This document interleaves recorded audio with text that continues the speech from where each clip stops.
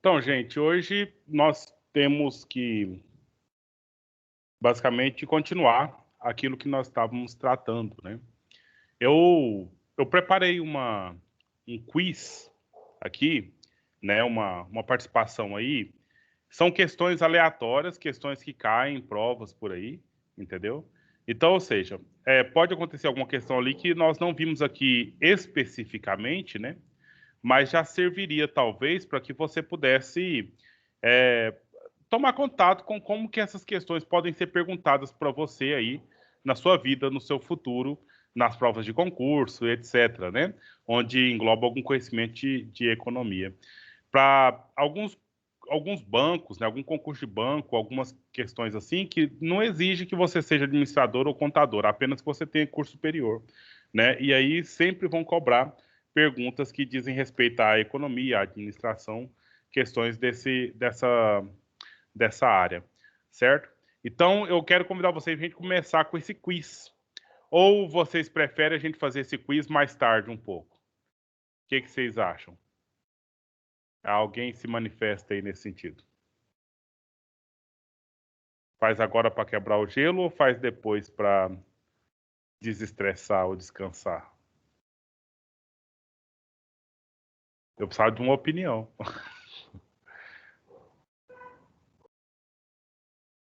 Depois, no final. Mais tarde, um pouquinho? Não, então tá ótimo. Então, pelo menos uma. Aí a Vox Populi e Vox Dei, né? Aí a voz de um é a voz de todos, uma vez que todos preferiram não se pronunciar. Então, gente, nós estávamos falando, né, dos elementos que dizem respeito à política monetária, né? Como que a gente poderia definir isso em uma frase? Eu gostaria que alguém de vocês falasse ou digitasse aí no chat. O que é política monetária? Em uma frase, o que seria? Professor, acho que no que a gente tratou na aula passada, política monetária é, no caso, a política do dinheiro, as leis monetárias, as leis que comandam o dinheiro, o valor do dinheiro, a economia, assim, em palavras mais cotidianas, mais simples, foi o que eu entendi. É justamente isso, né? Então, especificamente, o Maria Eduarda e seus colegas, né? A política monetária, como toda política, a gente pode trocar a palavra política pela palavra lei, tá? Lei. Leis que orientam determinada atividade. E, no caso, a atividade em questão é a atividade monetária que diz respeito à questão do dinheiro. Então, efetivamente, né, quando falar para organizar a economia, é uma questão abrangente demais da conta, né? Porque a economia é uma série de elementos da produtividade ao consumo, à circulação dos bens e serviços e tal, né? Mas qual que é o elemento mais palpável que a política monetária vai, então, influenciar? Porque falar que vai mexer na economia, e ela mexe na economia, ela influencia na economia, sim. Mas qual que é o elemento mais próximo de nós que a política monetária pode afetar? O que vocês acham? A moeda? Mais próximo ainda, porque a moeda é uma coisa também, um elemento aí, né? Porque falar o dólar tá alto, o real tá forte, isso pra gente não faz uma diferença tanto assim. Será que faz, Maria Eduarda? Mas tem um elemento que diz respeito à moeda, diz respeito à economia, que faz toda a diferença na sua vida. Vamos lá, é o adivinha, mas é o adivinha dentro da matéria. Vamos ver o que a gente chega aqui. Como que você é afetada pela economia? Como que eu sou afetado pela economia no elemento mais próximo de nós mesmos? Capacidade produtiva? Será que isso está tão próximo de nós mesmo assim? Se for olhar a nossa produtividade aqui, o que nós estamos produzindo aí para o país, para a economia? Todos nós aqui. O que você está fabricando aí? O que você está colocando no mercado, Maurício? Eu, eu não quero Eu dizer não que tô você é um ator. colocando nada ainda. Pois é, eu não quero dizer que você é um à toa, mas é mais ou menos isso. Aqui, nós no campo educacional, a gente não produz nada para a economia. Agora, quando nós começar a fabricar foguete, né, começar a fazer vacina para o coronavírus, aí sim nós estamos sendo produtivos. Mas quando nós só estamos aqui no blá blá blá, conversando em aula no curso de direito, a gente não está produzindo nada, né?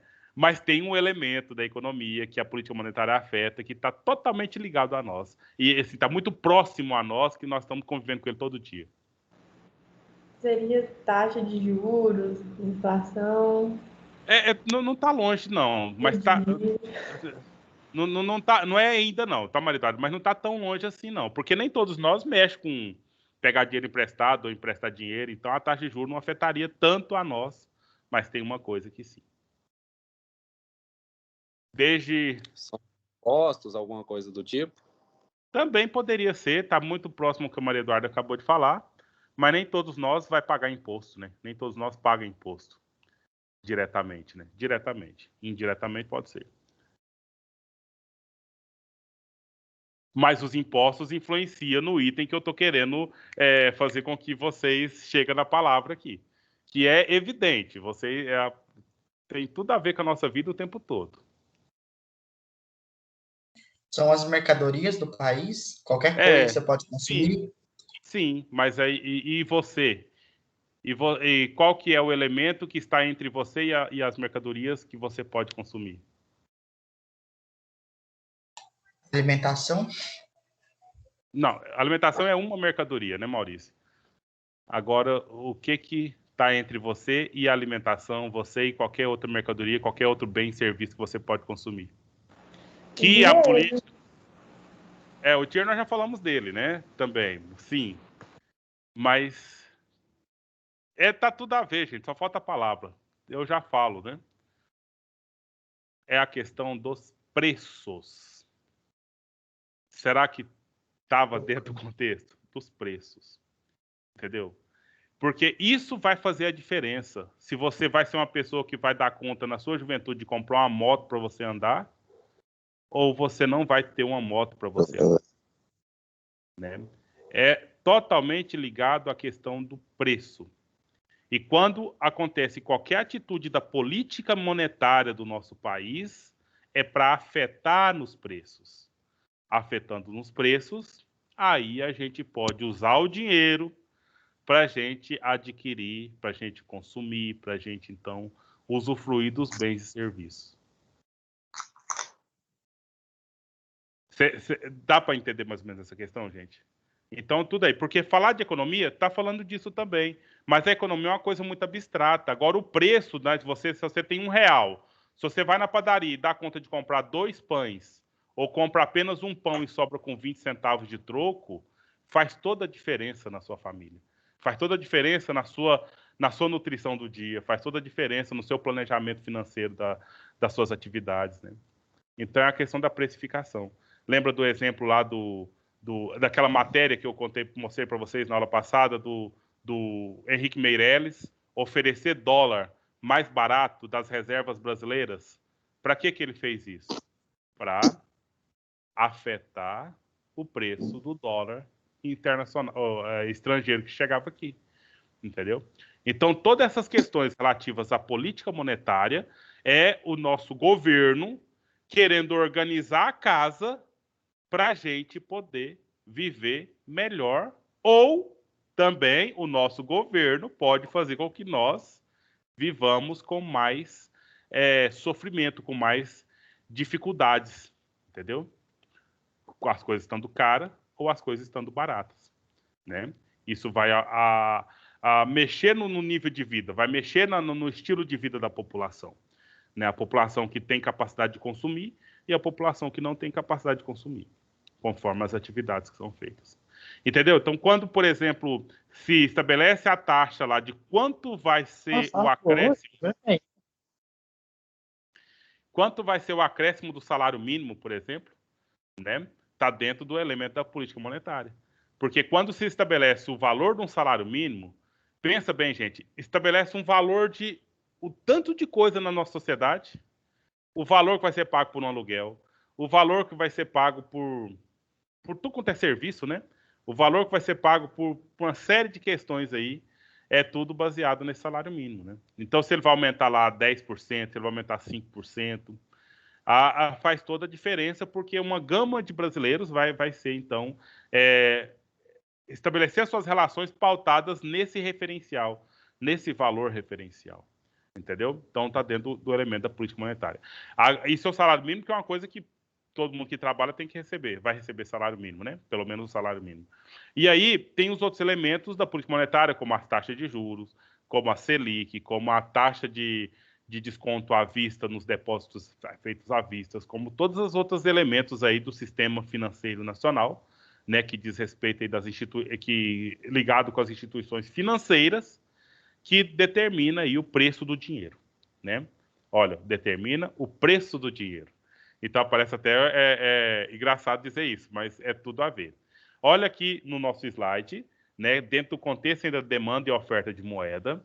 Olha aí, o Keynes, é o John Maynard Keynes, ele disse, o preço da moeda é o quê?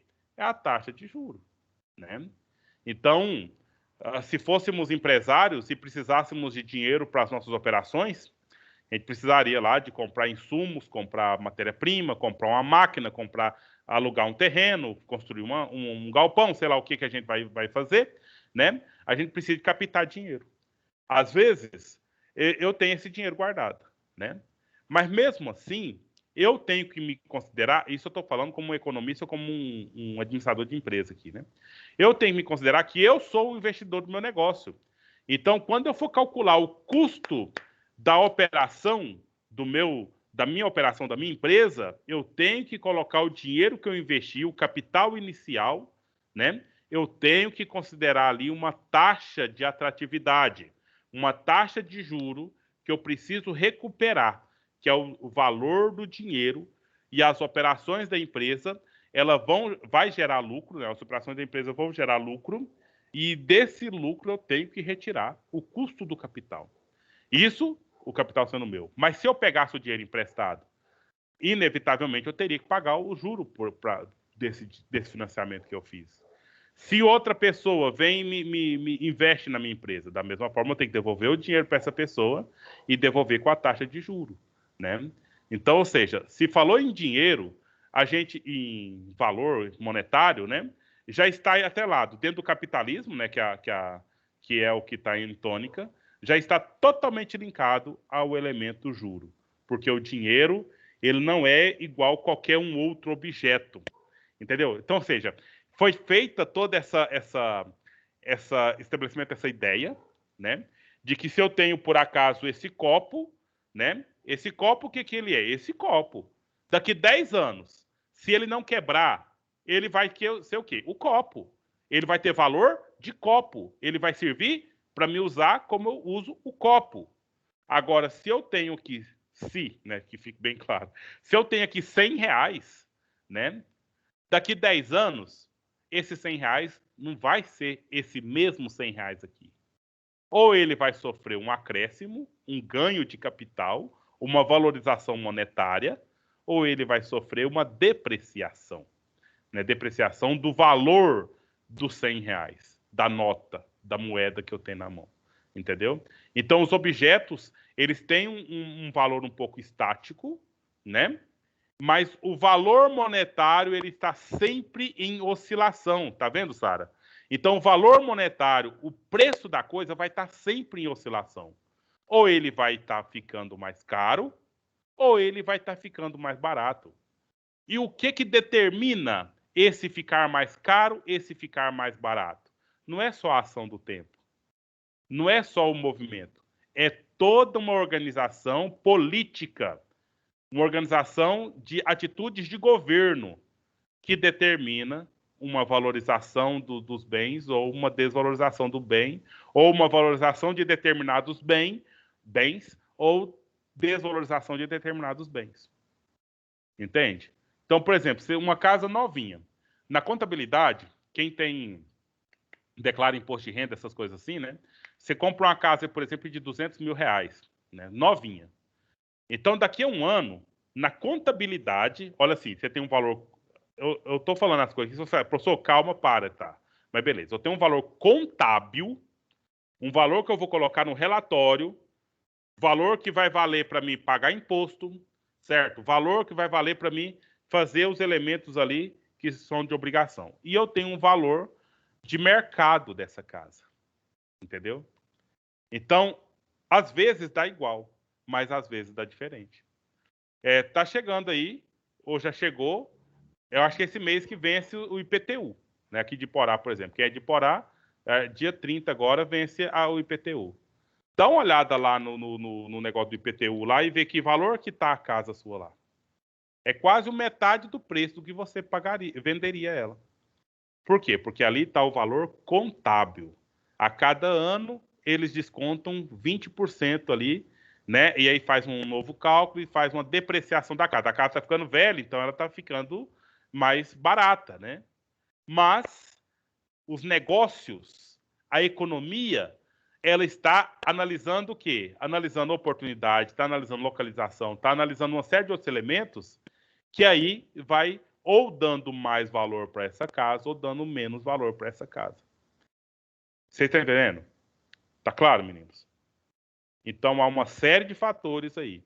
Se, por exemplo, o dinheiro está fácil, né? O dinheiro está na mão das pessoas. Então as pessoas têm condição de comprar a casa. Se as pessoas têm muita condição de comprar a casa vai ser um item mais barato. Agora, se o dinheiro está difícil, se poucas pessoas estão com o dinheiro na mão, né? Aí a casa vai se tornando uma coisa mais cara, né? A taxa da Selic, nós já conversamos sobre ela. Quando a taxa da Selic está alta, significa que comprar títulos do governo é mais atrativo, né? Porque é mais seguro. Então, em vez de eu pegar meu dinheiro, que eu tenho um dinheiro para comprar uma casa, eu vou investir tudo no governo, em títulos do governo. Porque aí eu tenho uma taxa de atratividade mais interessante e eu sei que eu vou ter um retorno, né, mais interessante do que comprar uma casa e sei lá se essa casa vai valorizar ou vai se desvalorizar no tempo. Mas o título não, já foi determinado pela política nacional monetária que eu vou ganhar tantos por cento naquele ano, conforme aquele investimento feito lá, né? Agora, se a taxa da Selic baixa muito, aí você vê as pessoas comprando casa, comprando terra, comprando... As pessoas que têm dinheiro, fique claro, né, Matheus? Não é assim, as pessoas vão comprar aí. Não, tem as pessoas que compram e tem as pessoas que ficam vendo as outras comprar, né? Enfim. Então, é um pouco essa questão, né? O preço da moeda é a taxa de juros, né? E sempre vai acontecer aí. E aí nós temos alguns tipos de juro aí. Tem o juro real e o juro nominal. De alguma forma eu tentei falar isso para vocês aqui agora, mas nós vamos ver aqui conforme o texto, certo? Então veja bem aqui, ó.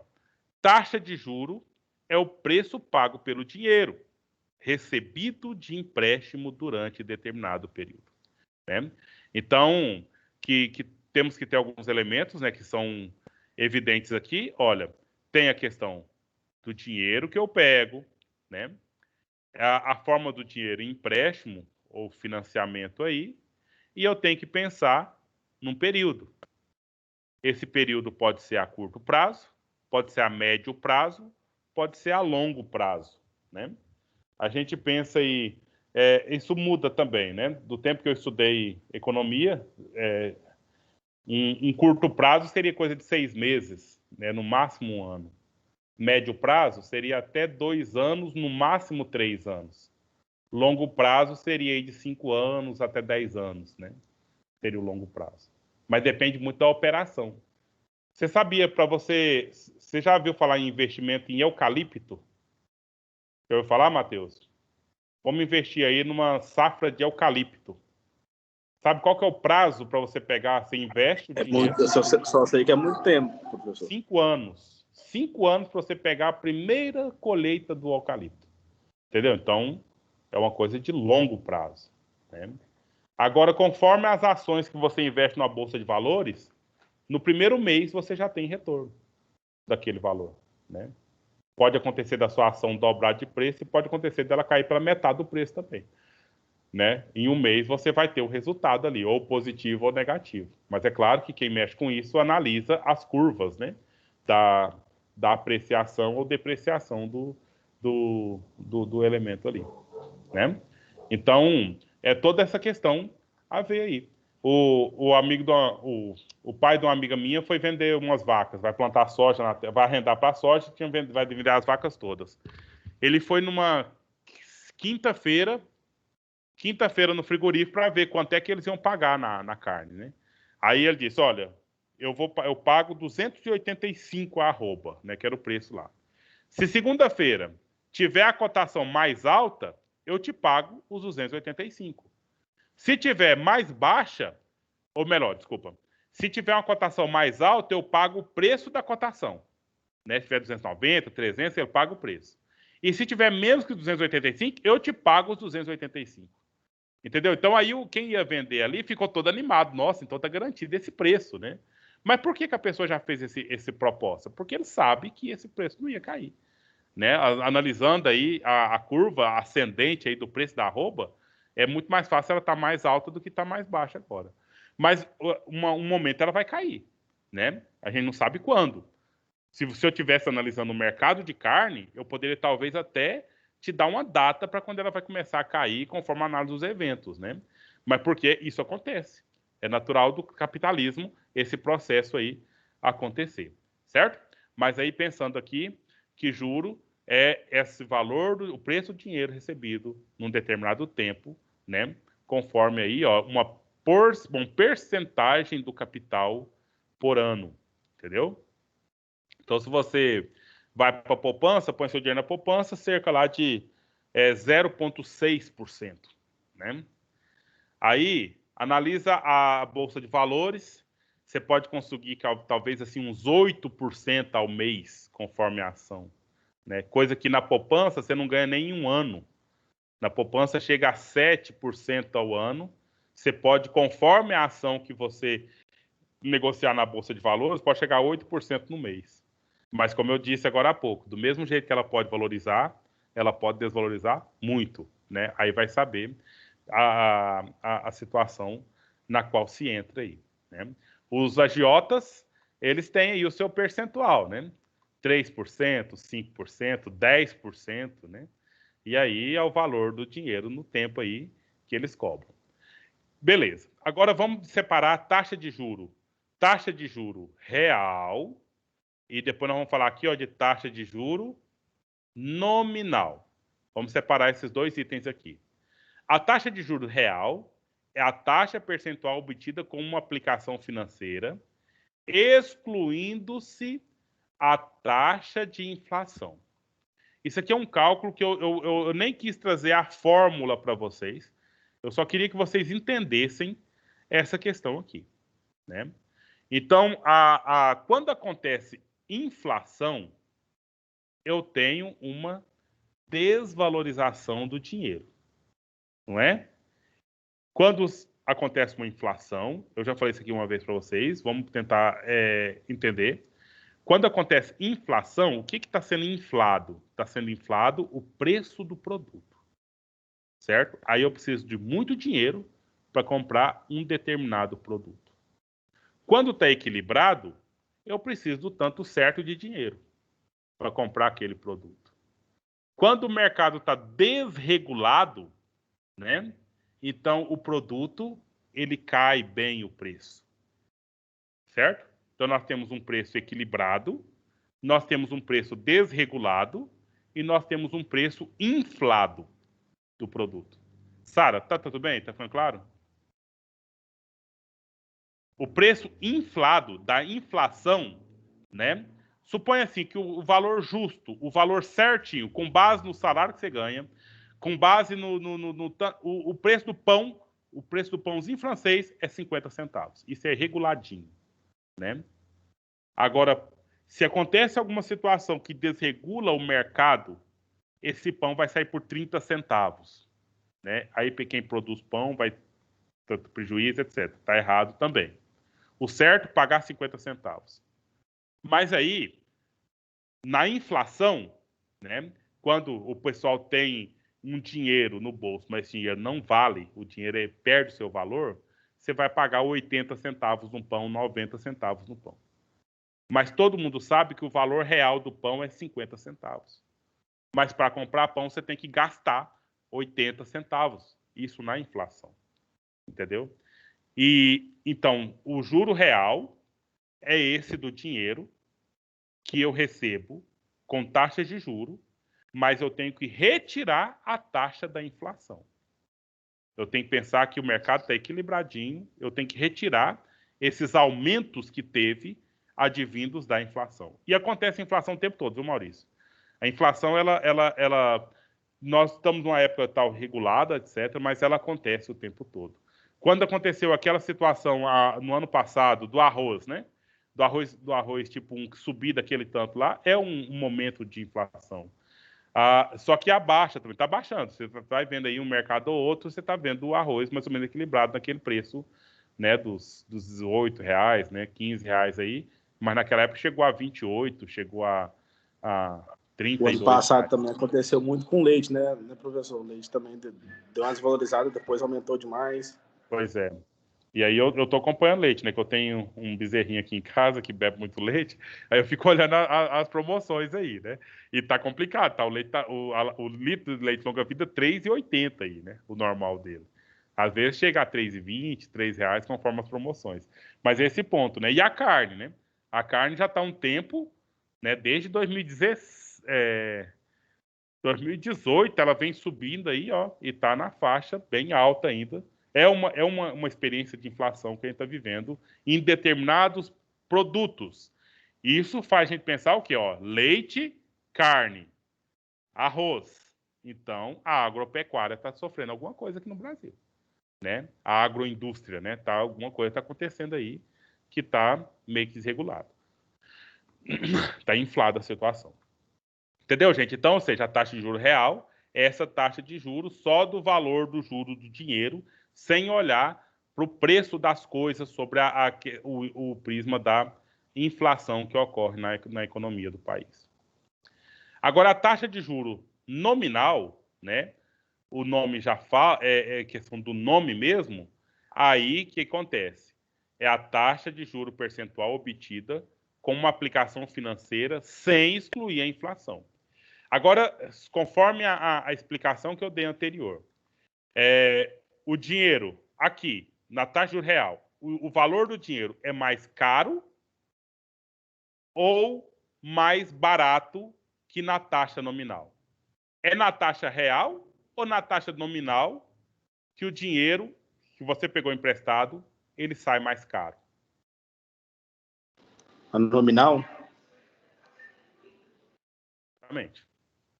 Na nominal, ele sai mais caro. Sabe por quê? Porque lá na real, né, passou um ano, eu vou te pagar aqui o valor percentual, pronto, fechou o nosso negócio. Na nominal, vai ser o seguinte, aqui você vai me pagar o juro, mas olha, o pão francês eu não compro mais com 50 centavos, não. Eu estou tendo que pagar 80 centavos, então você aumenta aí tantos de dinheiro para compensar o meu dinheiro ter ficado com você esse tempo todo. Tudo bem, meninos? Tá claro? Sara, fala se tá claro ou se não tá claro. Professor, explica mais uma vez, por favor. Certo.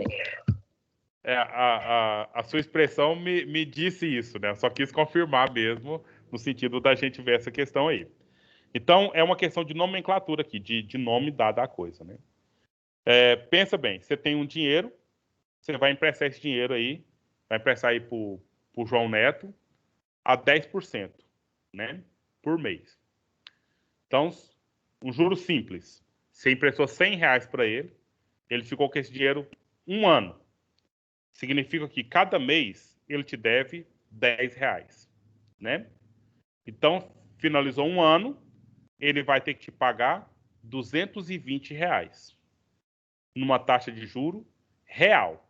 Você cobrou dele 10% por mês, terminou um ano, ele vai te pagar os 220. Os R$100 que ele pegou emprestado, mais 120 foram os juros. né?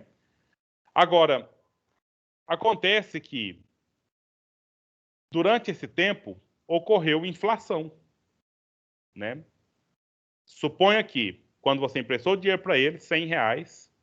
O exemplo da gasolina, outro exemplo também tá louco aí, né, Matheus? Então lá, hoje, você empresta para ele R$ 100 e dá para se comprar 20 litros de álcool, né? 20 litros de álcool.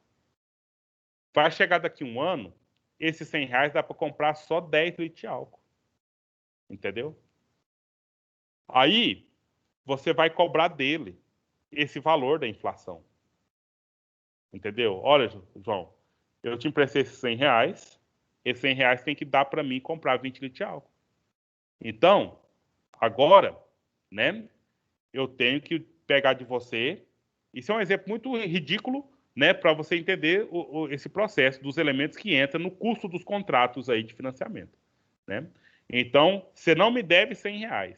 Você me deve, na verdade, R$ 200, porque o meu R$ 100 há um ano atrás vale o mesmo R$ 200 hoje. Não sei se eu estou conseguindo falar ou tudo que eu tenho que falar aqui. Fala se está tudo bem, se ainda não está não, tá? Por favor. Então, ou seja, os R$ 100 você emprestou para ele, quando ele for te pagar, para ser o mesmo valor, ou seja, dá para você comprar as mesmas coisas, ele tem que te dar R$ 200. Além disso, ele ainda tem que te pagar o juro do que você emprestou para ele. Isso na taxa de juro nominal. Porque considera a inflação. Só que nós estamos falando de inflação, subir os preços. Pode acontecer também de cair os preços. Aí é o efeito contrário aí. Na taxa de juro real, é simples. Só paga o juro, pronto. Na nominal, entra essas questões aí. Quando você vai comprar um carro financiado, quando você compra uma coisa desse, você vai ver, né? Sai tão caro o valor desse dinheiro. Por quê? Porque eles consideram esses elementos todos ali dentro do processo. Para começar, eles cobram taxa de cadastro, cobram um monte de coisa que já coloca ali no financiamento. Você vai pegar lá R$ 20 mil emprestado, você vai ver no contrato, sai lá R$ 23 mil que você pegou emprestado. Por que esses 3 mil a mais? Porque taxa de cadastro não sei o quê, taxa de consulta não sei o quê, taxa de averbação não sei o quê. Coloca tudo ali no seu valor financiado. Então, se você pega R$ 20 mil hoje e amanhã fala, não, eu quero pagar os R$ 20 mil que eu peguei ontem, não dá para você pagar. Você tem que pagar 20 e tantos mil reais porque você foi embutido as taxas ali. Aí, fora isso tudo, vem o valor do juro das parcelas todas aí que você tem que pagar. Né? E chega a ser 3 vezes o valor que você pegou. Né? Se você somar as parcelas todas, aí 2 vezes é quase que o mínimo, né? E pode chegar... É que nem eu trabalho com loteamento, né, professor? E o lote à vista lá é, vamos supor, R$ 60 mil. Aí eu tava fazendo os cálculos lá. É porque lá onde eu trabalho a gente divide até em 240 vezes. São 20 anos pagando o lote, mas no final do lote vai ficar de 60, fica 90 mil. Entendeu? Pois é, com certeza. Né? E é uma taxa um pouco mais barata, por quê? Porque no cadastro, no contrato, a próprio lote avaliza ele, né? Se você pagou durante 10 anos, não dou conta de pagar mais, me devolve o lote, então. Né? E aí pronto, aí de alguma forma garante aí. Diferente de um carro, né? O valor do juro do carro é muito mais alto. Porque só do carro dar uma voltinha no quarteirão, o risco dele dar perda total, né? É muito grande. E o lote não, o lote tá lá quietinho, não tem nada que vai acontecer com esse lote para ele é um bem que auto se valoriza e auto se garante, né, nesse processo aí. E tudo é um negócio, né? E quando se passa pensar a questão do negócio, você vai pensar no fator de risco, viu, Sara? Nessa questão de emprestar o dinheiro aí pro João, né? Pode acontecer dele não te pagar, né? Pode acontecer dele te pagar atrasado. Pode acontecer dele não te pagar tudo. E aí, nesses riscos, já se coloca preço, né? Para que se aplaque esses riscos aí. E as instituições financeiras são expertas em realizar esse tipo de questão. Certo? Então, olha só. A oferta de moeda se dá por meio de quem? O Banco Central do Brasil, ou a sigla Bacen, Banco Central. Então, toda a oferta, né, a disponibilização de moeda no Brasil se dá principalmente pelo Banco Central. Você fala, mas e aí? Então vamos lá no Banco Central fazer um cadastro lá e pegar um dinheiro emprestado? Não, ele não vai fazer isso, né? Mas ele empresta dinheiro para todos os bancos que você pode ir lá e fazer um cadastro e pegar emprestado, né? Se você é um empresário, você vai lá no Banco Nacional do Desenvolvimento, BNDES, né? E aí tem lá as cláusulas, as regras, você sai lá com um cartão de crédito com limite lá de uns 100 mil reais, você passa numa loja, compra uma estrada lá e paga em 12 vezes, né? Você tem lá todo o crédito da sua empresa para que você faça as compras, o que você precisa ali daquelas questões, né? E os outros bancos comerciais, né? Você vai no Itaú, no Unibanco, na Caixa Econômica, no Banco do Brasil, e lá você tem o dinheiro que está disponível para você pegar emprestado, mas quem emprestou esse dinheiro para esses bancos? O Banco Central, né? E aí o dinheiro do Banco Central é de quem? É do Brasil, né? Não é do Banco do Brasil, mas é do Brasil, né? Nessa questão aí. E aí, o que acontece? Quem é o Banco Central? Uma perguntinha de prova legal aí, né? O que é o Banco Central? É uma instituição responsável pela emissão de moeda do país, né? O seu controle sobre o mercado financeiro é muito grande, porque aí o Banco Central pode definir o volume de moeda que vai ser colocado à disposição das pessoas fazerem suas compras. Então, você está vendo, vocês que estão na faculdade particular, como é que foi as propagandas para você fazer FIES para estudar? Teve muita propaganda? Toda hora, faz um FIES. Teve propaganda aí vocês entraram agora no NAFAI? Eu sei que não teve. Teve muito, Maria Eduarda. Você falou que você viu muito. Você foi chamar a sua atenção para fazer FIES? O pessoal ficou te fazendo propaganda? Aonde você viu essas propagandas? Eu vi bastante na televisão e no e-mail. Eu não sei aonde que esse povo Achou seu e-mail? acha meu e-mail tanto, o tempo todo. Pois é. Mas o volume de propaganda sobre o FIES caiu para uns 20% do que era, né? Quando eu era adolescente de ensino médio, era o tempo todo na rede nacional, faz FIES, o FIES dá, no FIES dá, né? Com o FIES dá, sempre é esse mantra, né? Atualmente não está mais. O que significa isso? O governo federal retirou grande parte do valor que ele oferecia em financiamento pelo FIES, entendeu? Então, há um tempo, o valor que era ofertado para as pessoas usarem era muito maior do que o valor de agora. Isso é um elemento da política nacional, né, de oferecer esses valores aí. A questão do Minha Casa Minha Vida, né? Há uns 10 anos atrás, você via propaganda todo lado, Minha Casa Minha Vida, Minha Casa Minha Vida, e aí tem subsídio de 11 mil reais, tem não sei o quê, não sei o quê. Agora você não está vendo propaganda de Minha Casa Minha Vida aí, né? Assim, eu falo nesse grande volume.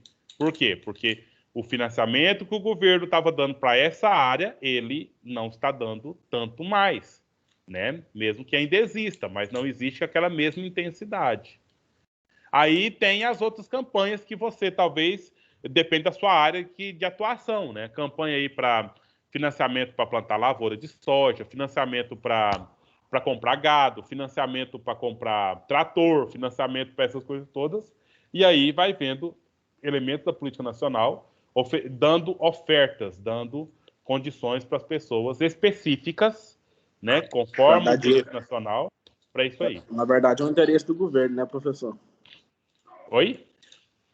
O que é interesse? Na verdade, é um interesse do governo, né? Eles estão disponibilizando financiamento para coisas que vão voltar para o país, né?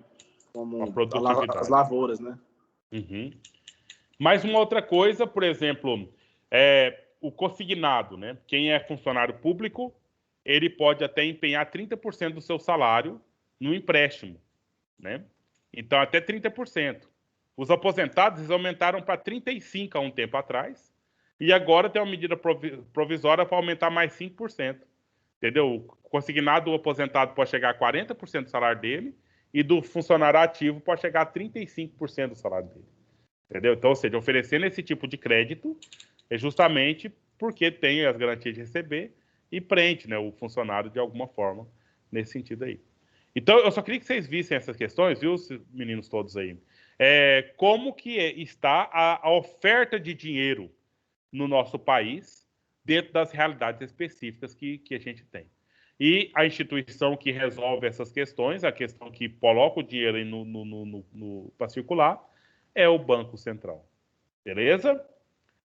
Agora, mais uma instituição, né, que é o CMN, Conselho Monetário Nacional. Então, olha o nome, Conselho. É um grupo de pessoas, né? Grupo de pessoas que fazem parte desse órgão. Esse órgão, olha, é superior do Sistema Financeiro Nacional. O Sistema Financeiro Nacional, meninos, é algo material, né? O sistema financeiro é aquele que vai, então, gerar o valor da moeda e vai colocar as moedas, o dinheiro, nos locais mais adequados aí do nosso país, né? Nos setores aí que mais ele quer investir naquele dado momento. Então, esse conselho, ele está acima, no sentido de fazer toda a análise econômica, de fazer toda a análise de viabilidade, de fazer a análise do perfil do povo brasileiro, no que se refere aí à oferta de moeda para se estabelecer no país, né? E as condições para essa oferta. Então, é um conselho, são pessoas. Tem a responsabilidade de quê? Formular a política da moeda de crédito, né? Para que ele vai fazer isso? Estabilizar a moeda e garantir o desenvolvimento econômico e social do país. Olha, desenvolvimento econômico das empresas, produzir, do valor dos produtos, etc., e das questões sociais do país, o acesso das pessoas, etc. Quem é que faz parte? Atualmente, Paulo Guedes, ministro da Fazenda, hoje não é mais Fazenda, né? Hoje chama Economia, o Ministério. Então, ministro da Economia. E o ministro do Planejamento, Desenvolvimento e Gestão. E o próprio presidente do Banco Central, né? Que são as pessoas que fazem parte desse conselho. Que, na verdade, eu acho assim, que é bem... E, claro, tem os outros membros, né? Os membros que compõem essas cadeiras aqui. Mas, nominalmente, quem vai fazer todo esse processo já são esses caras, né? Então, criou essa ideia desse conselho aqui, mas tudo que é feito economicamente já vem logo desses ministérios, vem do Banco Central. Então, não tem muita coisa aqui. Nós não temos mais Ministério do Planejamento, entendeu? Então, tá tudo aqui dentro do Ministério da Economia, né? Fazenda e Planejamento está tudo na economia. Então, ou seja, o Paulo Guedes aqui é o que manda nesse conselho, né? Então, o que vai dizer de economia no país é ele que manda e pronto. E de todos os ministros que o Bolsonaro tem, é o único que ele não tem nenhum atrito. É o único que ele não tem nenhum problema. Ele fala zero problema. Porque o acordo deles foi muito bem feito, né? O Paulo Guedes, assim, pelo que eu lembro de ver, falar, é a questão do Paulo Guedes falou, não, olha, se for do meu jeito, beleza. E o Bolsonaro concordou e até hoje a gente está vendo, já teve muitas trocas de ministros e o Paulo Guedes nunca teve nenhuma fofoquinha, nenhum nadinha de problema entre Bolsonaro e o Paulo Guedes. Então, ou seja, um casamento que está dando certo aí nessa nossa gestão, né? Só que enfim, tá bom. Ok? E olha só, aqui é essa transição que eu falei para vocês, né? Veja bem, nós tínhamos aqui o Ministério da Fazenda aqui no Brasil. Ele foi fundado assim que o Dom João VI veio aqui para o Brasil. A família real veio para o Brasil em 1808. Aí fundou aqui o Ministério da Fazenda, né? Em todos os estados tinha também. Aí, o primeiro ministério que o Bolsonaro alterou a composição do ministério foi esse, né, em 2019 aqui, 1º de janeiro, tá vendo? Ó? Primeiro dia do governo do Bolsonaro, aí transformou esse ministério, o da Fazenda e o Ministério do Planejamento, transformou tudo em Ministério da Economia. Né? Começou lá em 2019. Eu fiz esse print aqui no ano passado, né? Então tinha um ano lá. Então, só para você ver a alteração aí do governo atual que a gente tem. Né? Então, olha só, como eu disse para vocês, né? Era o Ministério do Planejamento, ele foi criado um pouco mais novo aqui, já no governo do JK, né? 60 JK, eu acho que é assim. E aí foi transformado aqui em 30 de outubro de 2018, foi anunciado já pelo Bolsonaro, né? Assim da eleição, disse que então o Ministério da Economia ia ser um novo ministério, que é a fusão aí do Ministério da Fazenda e do Planejamento, Desenvolvimento e Gestão da Indústria, Comércio Exterior e Serviços. Né? E aí teve uma situação, olha cá, da troca do presidente do Banco Central, né? E aí eu achei interessante uma notícia aqui. O que acontece? Quando vai trocar o presidente do Banco Central, ele tem um pleito de... Acho que é 2 anos, gente. Eu não sei se eu estou enganado agora, mas parece que é 2 anos. E aí tem que fazer a substituição. Mas ele, para ser nomeado, né? Quase todos os presidentes dos elementos todos, o presidente fala, não, vai ser esse fulano aqui, pronto, né? Mas para o Banco Central, ele precisa ser sabatinado pelos senadores. Entendeu? Faz parte do processo aí. Então ele vai sentar lá diante dos senadores, os senadores vão perguntar coisas para ele. Por quê? Porque, olha, esse é um cara, talvez o cara mais importante para a economia do país, né? É o que faz circular o dinheiro. O Paulo Guedes manda filosoficamente, mas quem de fato vai fazer as operações é o presidente do Banco Central. E na sabatina, né, teve algumas perguntas, umas questões, e ele colocou essa situação aqui. O nome dele é Roberto Campos Neto. E, infelizmente, antes de começar essa aula aqui, se você estiver aí à mão aí, faz uma pesquisa aí. Quem é o presidente do Banco Central atual aí? Quem puder, só para confirmar se é esse moço aqui ainda. Eu acredito que sim, não teve alteração. Pensando nos 2 anos, né? 2019, talvez esse ano mudou. Mas veja, por favor. Então, ele disse... Roberto de Oliveira. É esse mesmo, então, né? Isso. Então mantém-se, né? Campos Neto. Aqui está Roberto Campos Neto. É esse mesmo, não? Roberto Oliveira Campos Neto. Então é esse mesmo. Beleza. Então ele disse o seguinte: é preciso ver... Isso aqui, olha, esse discurso dele foi lá quando ele estava para ser nomeado. Entendeu? Ou seja, antes de 2019, antes de fevereiro de 2019. Então, num contexto Brasil sem pandemia, que fique claro. Né? É preciso ver qual é o lucro em relação ao capital empregado. Isso é uma conversa de economista, uma conversa de administrador de empresa. Né? Então, o Brasil, como qualquer outra instituição, ele é um ofertador de dinheiro e ele quer ter retorno. Seja na produtividade, igual o Maurício falou aí, né? Seja no retorno aí, seja também no retorno capital mesmo. Né? Se você entrou pelo... não sei se quem de vocês aí está pelo FIES, pode ser aí as percentuais do FIES, mas você vai ter que devolver esse dinheiro para o país. Né? Vai ter lá todo um processo para isso acontecer aí. O retorno dos bancos já foi bem maior. Né? Os bancos, ele está falando dos bancos comerciais, já foi 19%, já foi de 20%. Agora pensa aqui, Sara. Olha, você pega um dinheirinho seu aí e põe na poupança. Põe R$100 na poupança. Daqui a 1 ano, você sabe quanto é que você vai render desse dinheirinho seu? Cerca de uns 6, 5 reais. 5, 6 reais em 1 ano. Certo? Agora, os bancos te emprestam R$100. E você sabe quanto você vai pagar para ele de volta? No mínimo 120. No mínimo. Entendeu? Tem uma situação aí, né? Olha lá. E aí, essa taxa aqui caiu para 12%. Bancos rendiam a mesma coisa que os títulos do governo. Agora, isso aqui ele está fazendo a comparação, tá? Os títulos do governo é um título estável. regido pela Selic, né? A pessoa emprega um dinheiro lá por um longo tempo. Só que o banco, ele não pode receber só esse valor da Selic, é um valor mais alto. E aconteceu, né, dos bancos receberem aí 12%. Agora, a rentabilidade voltou para 15%.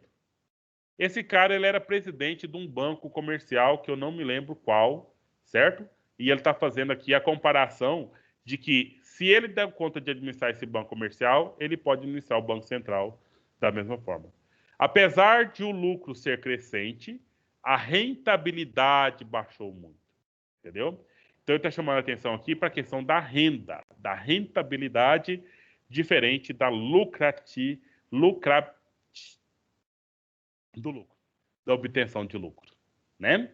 Então, ou seja, pode acontecer de que eu tenha um lucro que é mais o valor nominal, que é percentual, né?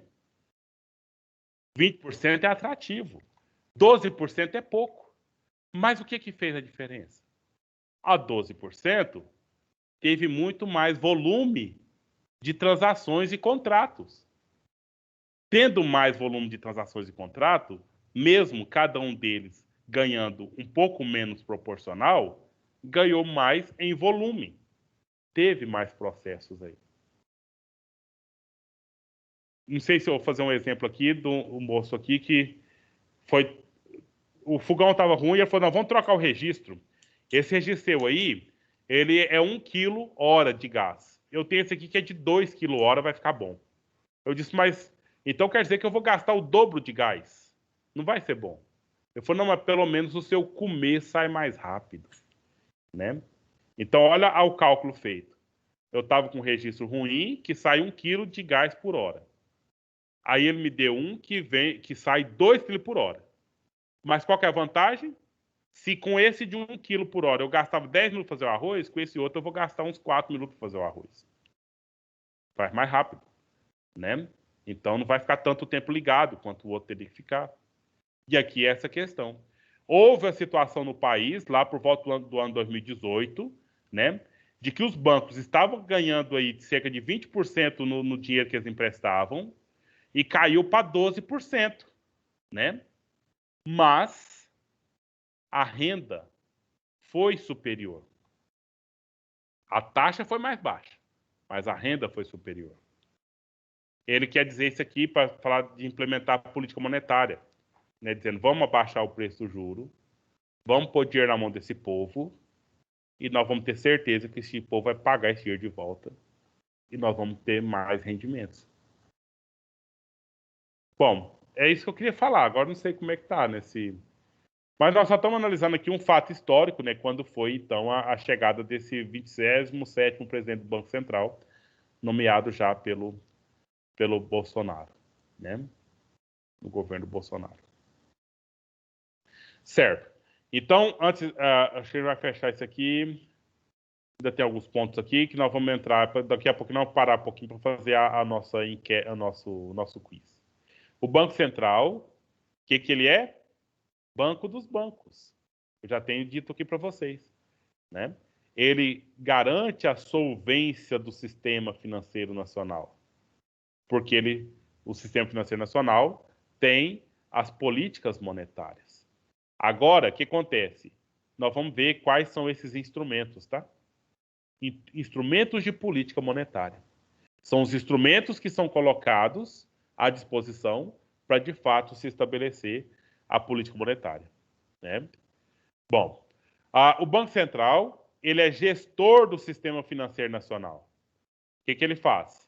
Ele expede as normas, ele dá autorização para os bancos funcionarem assim e funcionarem de outro jeito, né? Acontecer as coisas lá.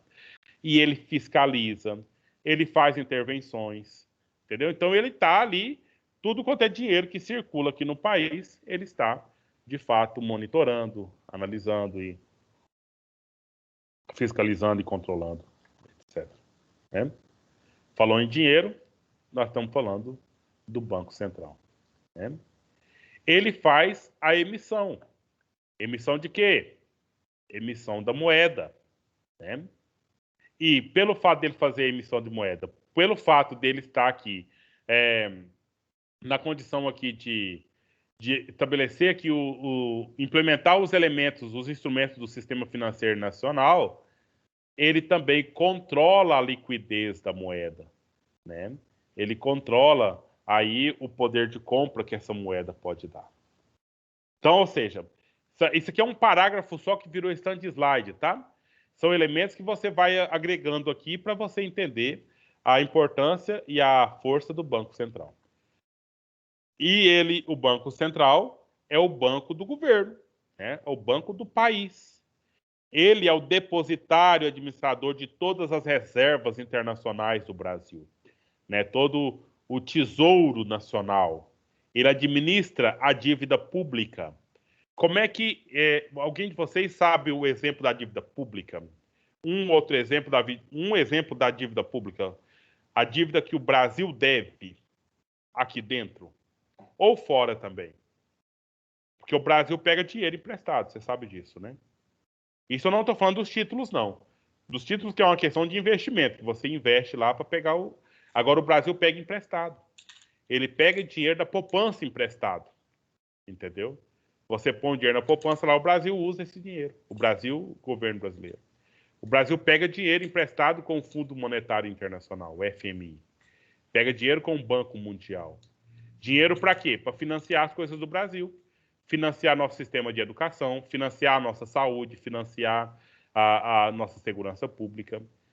Faz parte de um processo, né? E o Banco Central é o pagador, né, é o arrecadador e pagador dessas situações todas aí. Professor,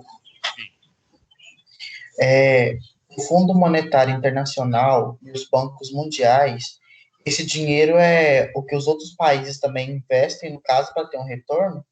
Sim. Sim. É um banco que empresta dinheiro para países, né? Para os países. E os países... E que dinheiro que ele está emprestando? É o dinheiro que os países investem lá. É um banco como qualquer outro banco. Só que o saldo das contas, né, é o número relativo a um país. Então, o Brasil fez investimento no Banco Mundial quando era o governo Lula. Então, ou seja, o Brasil juntou dinheiro e o Brasil devia dinheiro para o Banco Mundial, tá? Do FMI. Então, o que o Brasil fez? Tinha o dinheiro no caixa, poderia pagar a dívida. Só que o Banco Mundial pagava juros do dinheiro que o Brasil emprestava para o Banco Mundial, que era maior do que o juro que o Brasil estava pagando. Tá entendendo até aqui, Maurício? Então, o Brasil podia ter pago o Banco Mundial antes de vencer, mas não pagou e emprestou dinheiro para o Banco Mundial. Entendeu? E aí sobrava aí uma diferença no juro da aplicação do juro da dívida. Entendeu ou ficou confuso? Então aí teve até a história, o Brasil tem emprestando dinheiro para o Banco Mundial, mas o Brasil deve, que burrice é essa do presidente? Eram as notícias que tinha na época, né? Mas a questão é essa, o negócio. Você me emprestou um dinheiro e aí foi preciso, e eu vou te pagar esse dinheiro, o prazo é lá para o final do ano, né? E aí você precisou de dinheiro agora. Eu falo, eu te empresto o dinheiro. Eu falo, não, mas eu não vou te pagar, porque eu vou te cobrar um juro de 10%, você está me cobrando um juro de 5%. Então eu vou te pagar quando vencer, e você me paga o juro agora. É mais ou menos desse jeito que foi o processo, né? E aí são negócios bilionários, trilionários aí, de muito alto mesmo. Nesse sentido, né?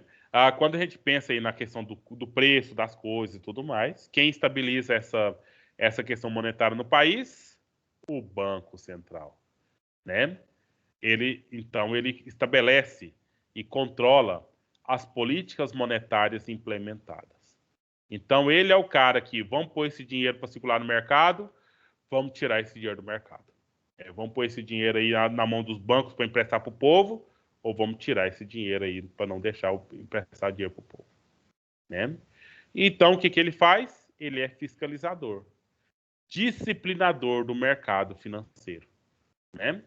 Agente executor das políticas monetárias e também das políticas de câmbio, né? De transformação de moeda de outro país em moeda nossa. Hã? E aí, é fato, né? Estou ficando já meio cansado de ficar repetindo sobre o Banco Central, né? Mas o último slide dessa parte aqui, gente, olha. Qualquer operação que se faça pelo mercado financeiro do país, seja em moeda nacional, seja em moeda internacional, tudo que é de dinheiro, ele vai passar pelo Banco Central. Entendeu? O Banco Central sabe que está entrando dinheiro aqui. Você tem aí um parente lá na Índia que está mandando dinheiro para cá, para o Brasil.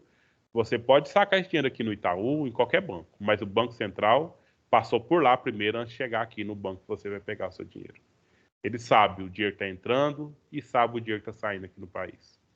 E ele cobra as taxas que forem necessárias para essas transações acontecerem. Vamos brincar um pouquinho de responder umas questõezinhas aqui? Vamos. São 7 questões só, certo? Eu vou transmitir minha tela aqui, porque nós temos que entrar num site que é VoxVote, certo?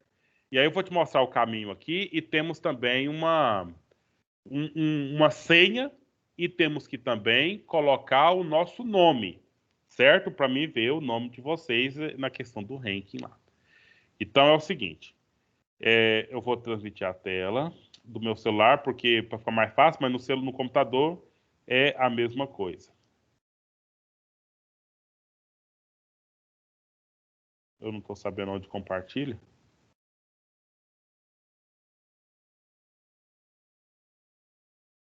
Aqui. Achei, compartilhar tela. Iniciar.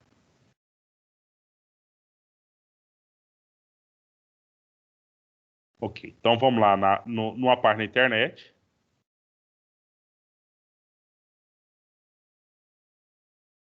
Vamos aqui no Chrome. Aí você vai colocar o site. Deixa eu só carregar aqui. Olha, VoxVote. VoxVote.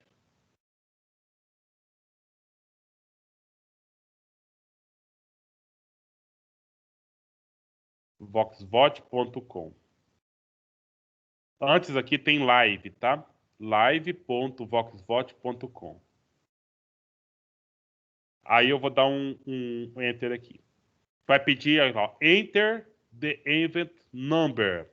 O número, tá anotando aí, pessoal? É 350029. Estão acompanhando, gente? Agora, tá vendo aqui em cima? Olha, aqui em cima tem um... Não aparece o nome para vocês. Tá vendo aqui? Lá, tá vendo Caio José lá? Foi o nome que eu coloquei, lá direito, lá em cima. Você clica e você põe seu nome, tá? Coloca seu nome aí. Olha lá, set your screen name. Aí você põe seu nome e dá um OK. E dá o OK lá. Todos já fizeram? Alguém tá com dúvida, meninos?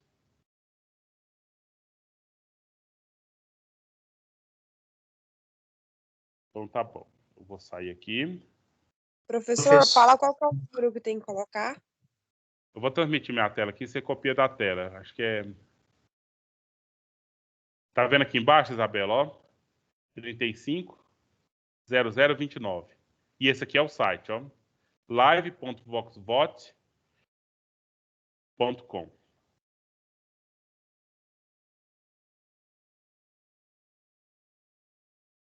Aí é daquele jeito. Eu coloquei, deixa eu ver quanto é que eu coloquei aqui de minutos. Eu vou colocar 1 minuto cada questão, mas assim que todos votarem, né, a gente pode passar para a próxima. Meu link só está dando em outro site, não está aparecendo da mesma forma da tela inicial. Professor, qual que é a senha mesmo? 25, não, peraí. 35, 0, deixa eu ver. Coloca no chat, professor, para os meninos olharem. É 350029. Isso.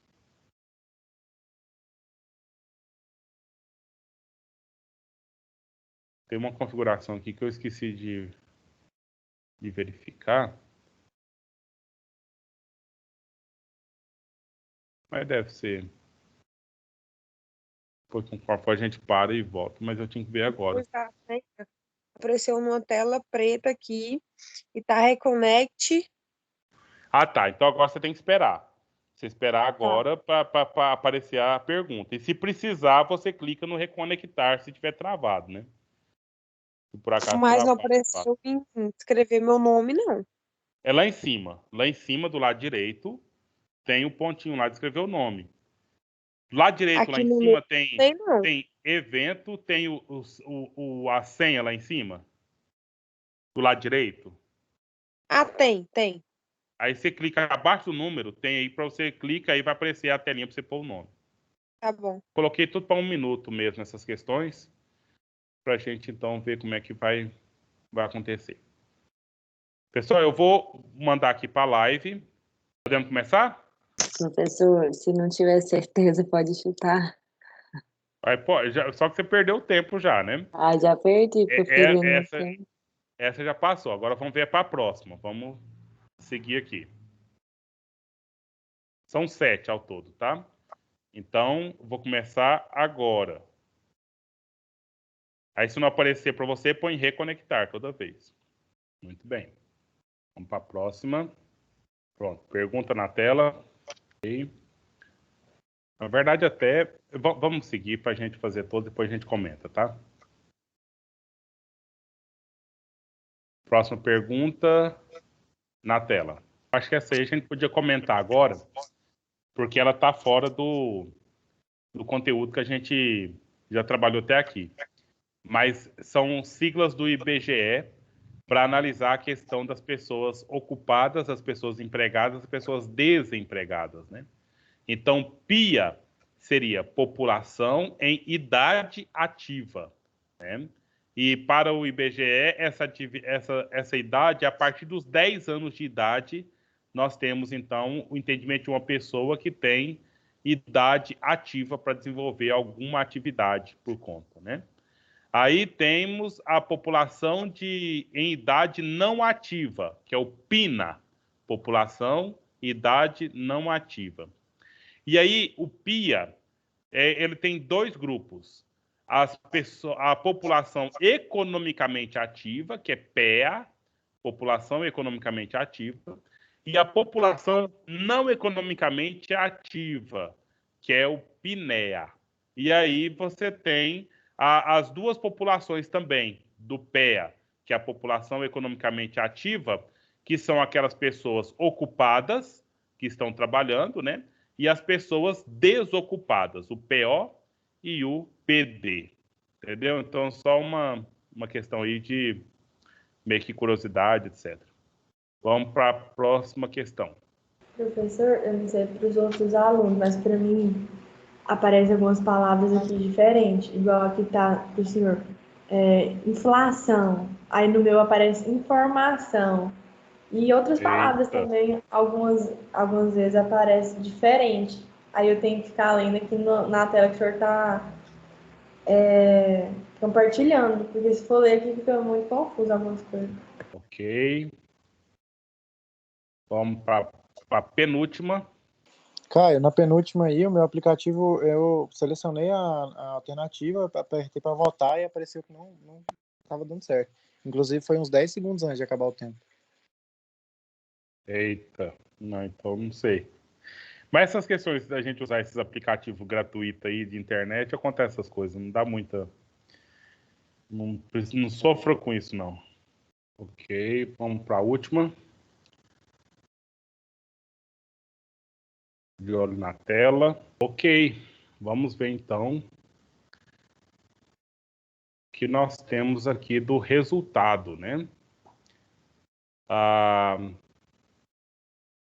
Vocês voltaram aqui para a tela do Teams, pessoal.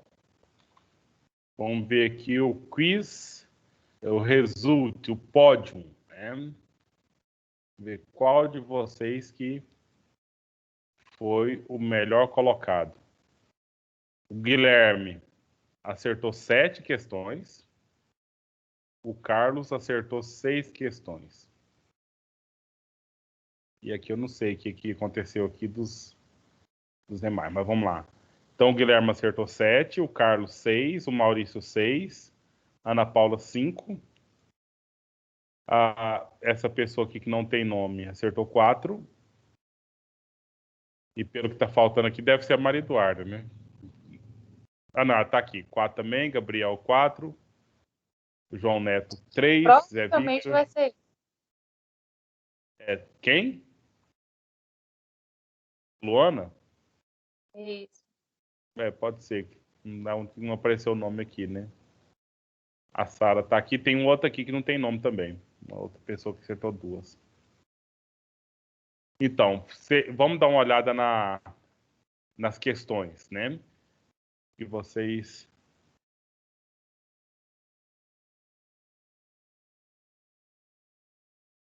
O Zé Victor...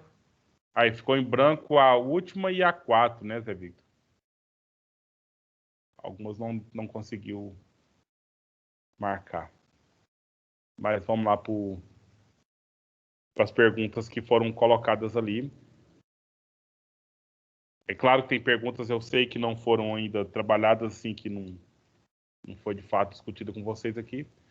Mas sobre essa questão aqui, ó, a política monetária que segue efetivamente o regime das metas da inflação tem como efeito sobre a expectativa da inflação. Entendeu? Então, a política monetária quer que a expectativa seja semelhante à meta da inflação determinada, né? Porque não é preso à ideia do passado, né? Da mesma forma, a expectativa idêntica da inflação passada também não, no sentido de que cada momento a economia ela tem ali os seus fatores que determinam o que se espera, o que se projeta, né? E aqui que seja idêntica à inflação passada sobretair da meta inflação determinada. Então, o fato tem que ser semelhante à meta da inflação que está sendo determinada para o momento da análise, para o momento corrente ali. Não sei. Enfim, suponha que a situação seja em que a taxa de juro real é 0. Então, se a taxa de juros real é 0, ela vai ser igual à taxa da inflação, porque aí o que alterar na taxa de inflação vai ser, então, o que vai influenciar na taxa de juros. Aqui, a taxa de juros é idêntica à expectativa da inflação. A missão da política monetária é estabilizar os preços, né, especificamente. Sobre a métrica usada para as medidas aí, então você tem uma questão que eu disse para vocês na aula passada, não sei se vocês se lembram, o índice que o IBGE tem é das pessoas que estão procurando emprego, né? Então, quando se analisa as pessoas que estão desocupadas, uma vez que são cadastradas aí. Então, a taxa de desemprego é o resultado do PEA, que é pessoas economicamente ativas. Então, vê lá a idade de mais de 10 anos como pessoas ativas. E não sei se é 18 anos ou 14 anos, que são as pessoas economicamente ativas, que podem trabalhar já, menos aqueles que estão ocupados. Aí a gente já tem a taxa de desemprego no país. A eficácia do juro na política monetária, então, ou seja, esse aqui, taxa de juros a longo prazo. Ela é um elemento desestabilizador que impede a política monetária, via taxa de juros, de ser mais eficaz. A taxa de juros a longo prazo, que é diferente da taxa de juros a curto prazo e das outras taxas implementadas aí. Então, aqui, quando, por exemplo, há elevação da taxa da Selic, o que acontece com o dinheiro? O dinheiro some, porque aí o dinheiro vai todo sendo aplicado. Mas aí quando vem a diminuição das taxas de recolhimento compulsório, que é aquelas taxas que quando você deposita um dinheiro no banco, lá na poupança, etc., e aí o banco ele tem que fazer a reserva compulsória daquele dinheiro que precisa ser, então, guardado no Banco Central, quando, então, se diminui essas taxas, então, o que acontece? Reduz a liquidez, mas ao contrário, aumenta a liquidez, entendeu? Então, quando reduz essas taxas de recolhimento aqui, então fica mais dinheiro à disposição para o banco ofertar em crédito. E nesse sentido, então, aumenta a liquidez. Então, isso aqui está errado, quando diz que está reduzindo a liquidez. E, utilizando o conceito básico da macroeconomia, essenciais à compreensão dos grandes agregados econômicos, julgo o item. A redução dos impostos sobre a população privada expande a oferta de fundos emprestáveis. Diminui os impostos, aumenta o dinheiro a ser emprestado mediante a redução das taxas de juros. Reduz a taxa de juros, então fica mais atrativo pegar dinheiro emprestado. Conduz ao aumento dos gastos de investimento na economia. É o que está correto. Certo? Então, não sei se foi uma experiência tão boa para vocês, mas eu gostei mais desse aplicativo aqui do que aquele Mentimeter, porque o Mentimeter ele só ranqueia 10, né? E esse aqui aparece o nome de todos lá no final da experiência. Tudo bem, pessoal? O que acontece? Vamos dar uma olhada aqui só mais um pouco na sequência aqui, que é os instrumentos da política monetária. A gente olha nesses instrumentos aqui e a gente para por hoje aí, vamos mais uns 15 minutos no máximo, né? Também já é o tempo. Ou melhor, vamos fazer o seguinte, nós vamos deixar para outro dia, para a gente ver quais são esses instrumentos. Nesses instrumentos, só adiantando aqui, nós vamos ver o que é Selic, nós vamos ver o que é cada elemento desses, né? Que são os chamados instrumentos da política monetária. E aí a gente vai dar um jeito de preparar aqui alguma coisa para que a gente faça de uma forma um pouco mais dinâmica, né? Mas é basicamente a relação da fixação da taxa da Selic e a regulamentação dessas taxas de crédito que o governo estabelece. Ok? Se vocês não têm nenhum protesto, a gente encerra por agora. E aí, eu só queria perguntar antes de encerrar. Quem aí leu os slides? Aquele grupo segundo slide que nós estamos vendo agora, que são 59 slides. Alguém de vocês leu o slide? Dá um joinha aí para mim ou fala um sim.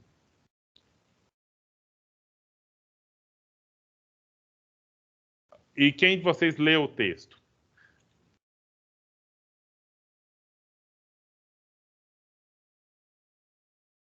Bom, vocês sabem montar esse material? Sim. Mas eu acho que sim. Certo. Vamos usar esse tempo para a gente fazer a leitura lá, gente. Tanto do texto quanto dos slides. Porque às vezes a gente está numa aula totalmente assim, sem saber do que se está falando, ou o que fala não é suficiente, mas tem que fazer essas leituras, gente. Certo? Então tá aí na aula, eu vou compartilhar aqui no grupo do WhatsApp de vocês o link dessa aula. Nós já tivemos 2 encontros do mesmo assunto, né, do mesmo texto. Então tem lá 2 grupos de slides, slide parte 1, parte 2. Tem o texto à disposição, né? E aí semana que vem a gente termina esse texto aqui. Certo? E aí agora vamos fazer o seguinte, eu vou dar um choque em vocês aqui. Vocês vão ler o texto, vocês vão ler os slides. Na aula que vem, a gente vai terminar de apresentar os slides e vamos fazer um teste aqui presencial. Certo? Então, estudem para o teste da aula que vem. Ok? Às vezes, o aluno precisa de dar um tranco de vez em quando nesse sentido para a gente dar uma viabilizada. É claro que não vai ser questões como essas aqui. Vai ser questão que dá dentro do texto. Pode ser mais fácil ou mais difícil, né? Depende dessa questão. Tudo bem, meninos? Combinado? Caio, tem como colocar essas perguntas de hoje lá no blog? Eu posso baixar aqui e colocar lá. Uhum. Na verdade, eu vou pôr um link lá, que na verdade elas já estão na internet, entendeu? São perguntas que já estão na internet. Inclusive, ela é até dinâmica lá que você pode clicar lá e responder e ela vai mostrar se está certo ou está errado, entendeu? Então, pode fazer até dessa forma, você pode treinar pela próprio site que eu copiei. Então vamos encerrar por Esse aqui, pessoal? teste vai ser sobre os slides dessa aula e aqueles outros É. slides da aula anterior. Sim, que na verdade tudo isso aí está dentro da aula 4, né? Deixa eu ver aqui. A nossa última aula de economia, que está até agora, né? Aula 4, principais funções da moeda. Aí tem os slides da aula passada. Bom, tem 2 grupos de slides. Um que nós começamos na aula atrasada, 3 aulas atrás, no dia 6/4, né? Nós tivemos aula depois no dia 20/4 e hoje no dia 27. E aí teremos ainda no dia 4, né, de maio, essa mesma questão. E aí eu gostaria que vocês lessem o texto, né? E lessem os slides. Aí na aula que vem a gente termina de fazer os slides, faltam aqui alguns slides. A gente vai falar sobre a Selic, essas coisas mais. E aí a gente faz esse teste na segunda parte da aula que vem.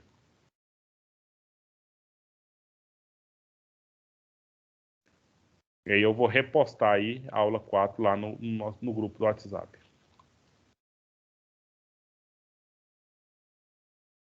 Ok, pessoal?